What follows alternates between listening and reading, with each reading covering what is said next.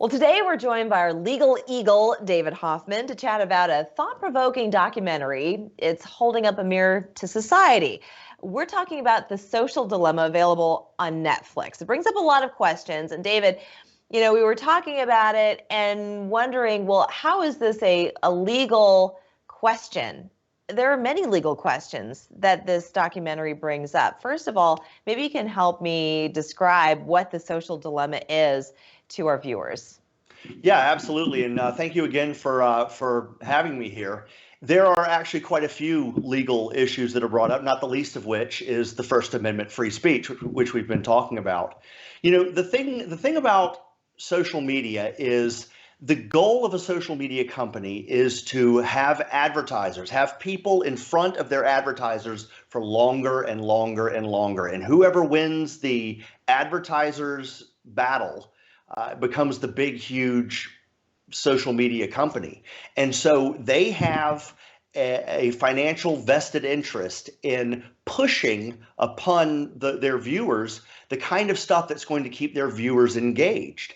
And what is really a kind of a travesty at this point is that what really keeps people engaged is misinformation, lies, conspiracy theories, things of that nature. And so when you consider that there's an estimate of not everyone, but there's a rather large percentage of the population that is rumored to get the majority of their news from social media. Well, let's combine what we know now about the algorithms pushing stories that are not based in truth.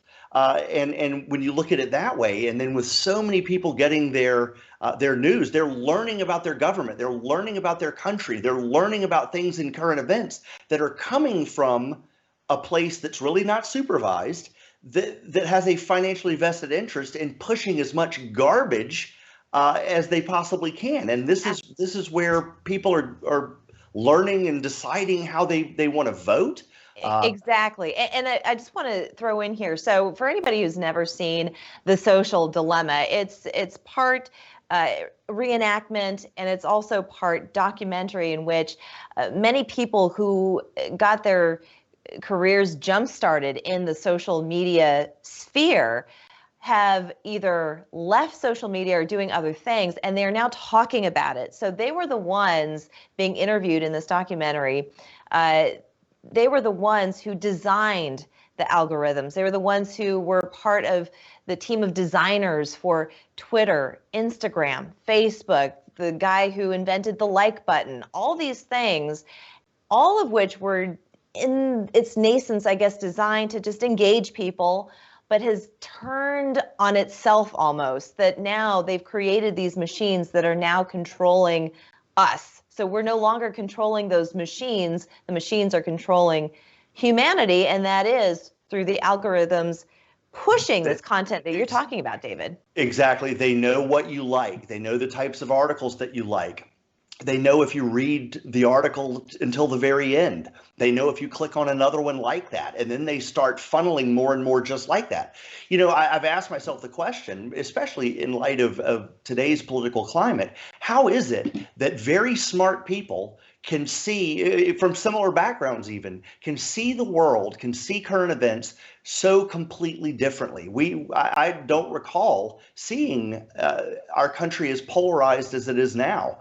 And my theory is exactly this, that most people don't know that there is another side of the story. And one of the things that comes up, there has come up with social media, is the whole PIZZAGATE thing, where we have a man charge into a pizza joint up in Washington, D.C. because conspiracy theorists have been promulgating this idea that Hillary Clinton is running a child sex ring out of a pizza parlor in D.C. So he goes in there armed, and well, come to find out that there were no children in the pizza joint. It was just a pizza joint. So now he's in jail. And so it has its film. It follows the whole PIZZAGATE story as well, but it also follows this fictitious family that they're glued to their devices.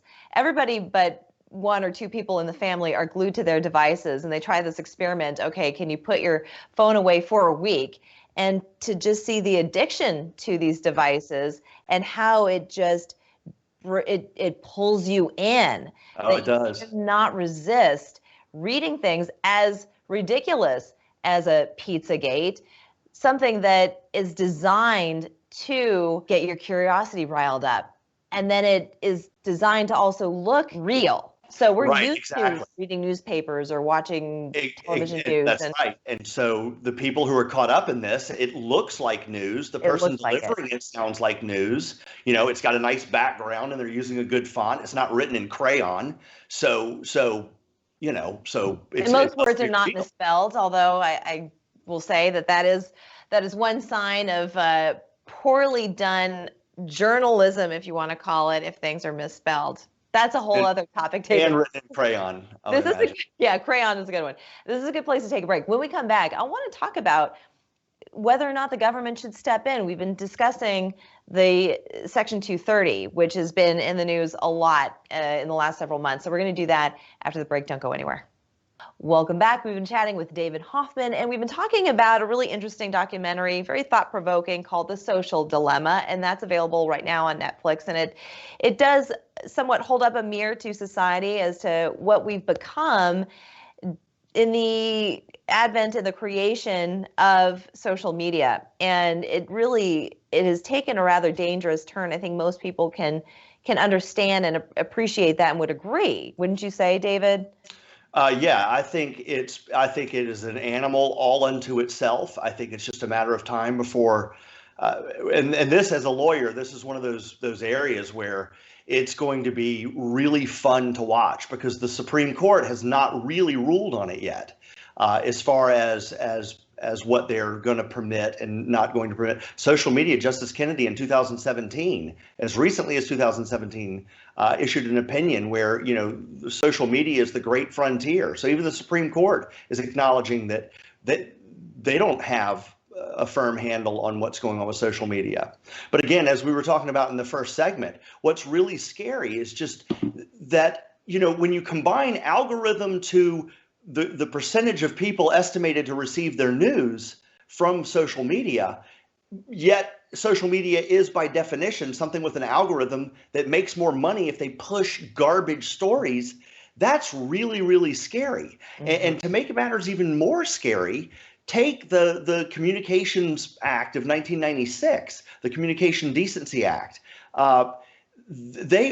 Providers such as Facebook, Twitter, they are protected from prosecution for anything that's posted on there, as long as they're not the author and as long as they're not editing it and things like that. So in other words, these mediums where other people are going on and posting stuff, that they are not held responsible by this Section 230 of the act we're talking about.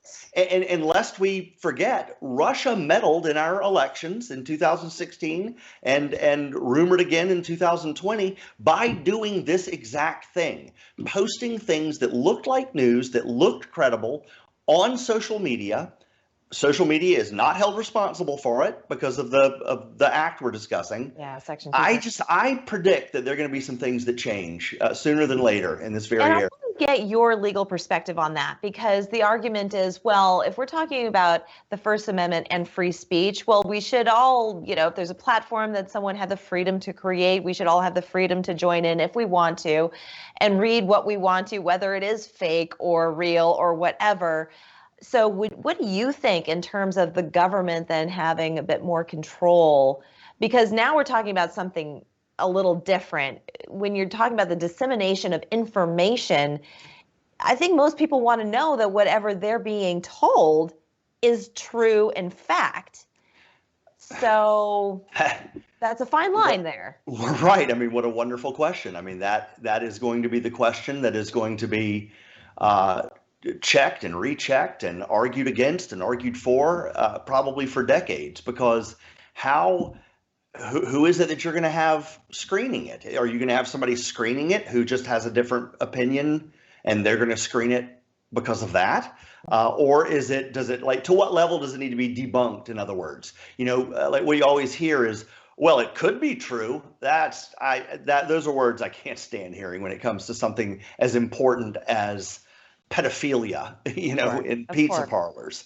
It could be true, like Let maybe. me ask you this though, David, going back to Pizzagate. So when you say that these social media platforms, they are protected under Section 230, so they are not held liable for any damages that could result from anything that is posted on their platform. So if you have someone who believed a story, he went to the pizza parlor and got arrested,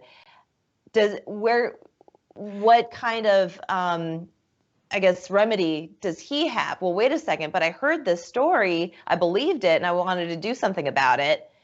Who does he Right. go to? What can he do? Well, I think the gist would be the person who actually published, who actually created the content. If you read between the lines of the Communication Decency Act, that sounds like where his remedy would be. But then, of course, you're going to, well, if it, just as you Good luck said. in finding him. Well, yeah, good luck with finding them. Then you've got jurisdictional issues. Like, what if it was written in Minnesota, but, of course, it's disseminated worldwide on the web. So it would be a rather difficult task. And then you've got to prove your damages. And then what if the person who's publishing this stuff lives in their mother's basement and they can't pay damages? It's pretty tricky. I think ultimately what's going to wind up having to happen is going to be, and I think we're going to talk about this next week, but it's going to have to be something along the lines of what happened at the turn of the century with the Sherman Antitrust Act.